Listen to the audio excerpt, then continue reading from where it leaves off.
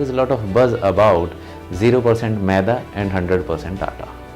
Many companies are trying to sell their product based on this theory. Let's try to understand how true it is. Because advertisement on the TV are sales pitch. They may not be true knowledge. I am Lokendra Tomar. I am weight loss and wellness coach. I believe in sharing true knowledge so that you can take care of your own health and live a disease-free life. I believe that food is the best medicine. I asked my neighbors that what is the difference between maida and atta, and they answered atta is better than maida. Then I asked them the second question, why atta is better than maida, and they had no answer, because our education system never taught us about the food. So let's try to understand what is the difference between maida and atta. Look at this grain. This is a wheat grain. There is a two part, the outer part and the inner part. The outer part of the grain is made up of fibers, vitamins, minerals, and the inner part of the grain is made up of carbohydrate as well as gluten. So when you grind the whole wheat, what you get is atta, and when you just take out the inner part of the grain and you grind it to powder, then it becomes maida.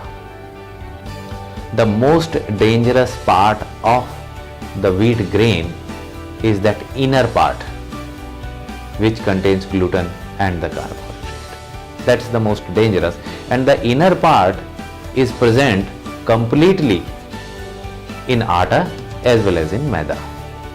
So hence, whatever you are using, maida or atta, you are consuming the bad part completely. So there is not a difference, much of the difference, let's say, between using atta and maida.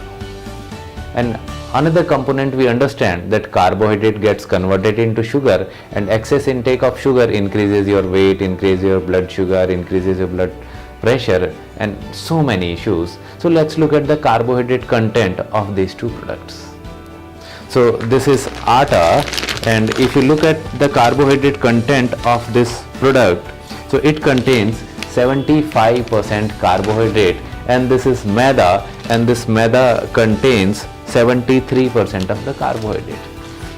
So if you look at the carbohydrate content of these two products, there is not much of the difference.